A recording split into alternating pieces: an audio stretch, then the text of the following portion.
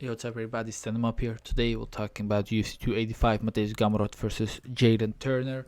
This is a fight I'm very hyped about. Mateuscz Gamrot came in on short notice, like 3 weeks notice to fight Jalin Turner.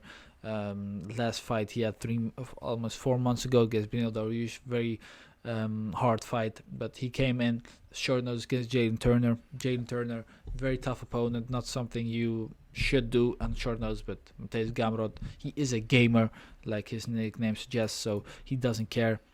He just wants to compete, he just wants to win, and this is a good opportunity for him because he's facing Jalin Turner, who is a big, strong, good striker, but the grappling is good too, but it's not as elite as Mateuscz Gamrot wrestling and grappling.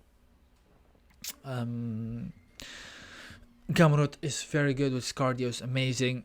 So on 3 weeks notice, I feel like that will be a bit less. The cardio won't be the same, but I feel like against Jalin Turner, who doesn't have the greatest cardio himself, I feel like that shouldn't be too big of a problem. Gamrot will try to grapple Jalin Turner 100%. He isn't the guy that just waits and is like, yeah, I'll wait for my opportunity. He just goes out there. He goes for the worst possible takedown ever and just makes something out of it, just scrambles on top and beats guys like Arman Tsarukyan, for example, which was a robbery, to be honest. I feel like Arman Tsarukyan won that fight pretty clearly, 3-2 or even 4-1, although I'm pretty biased towards Arman, but whatever. Gamrot made a very close fight against Arman Tsarukyan, who is a top 5, maybe even top 3 guy. Did get beat by Benil Dariush, but Benil Dariush, in my opinion, same thing, top 5 or top 3. The UFC should have given him the title shot instead of the Charles Oliveira stuff, but whatever. Gamrot, I feel like he'll just outgrapple Jalin Turner, and the first round is going to be very competitive. I think that Jalin will win the first round because he is good, he is tall, he is long. It is hard to take him to the ground. He's a very good striker, and he might even knock down Mateuscz Gamrot in the first with maybe an uppercut or a right hand or a hook, because Gamrot is wild when he goes for stuff, and he is pretty hittable.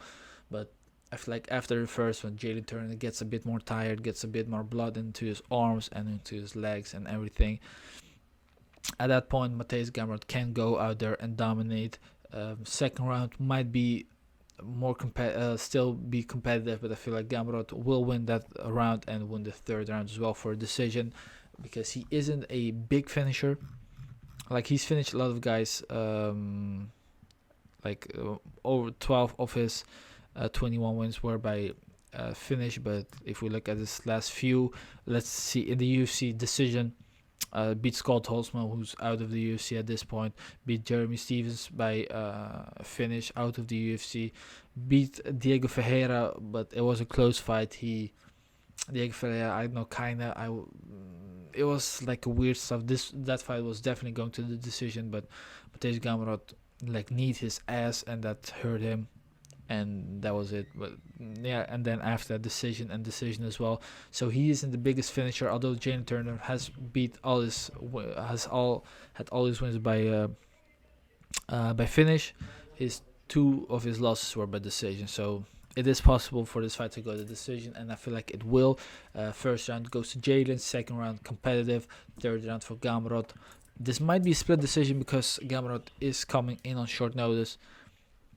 But yeah, I'm going with Gamrot. I'm going with a close but clear decision for him.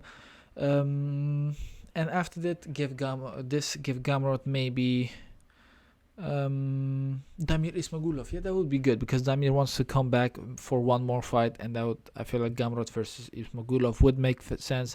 If not, make Gamrot versus maybe a guy like Dustin Poirier. Although they train together, that would not make sense. Never mind, I don't know. We'll just look into it later. Gamrot by decision, close. That was it, guys. Thank you, guys. And I'll see you guys later.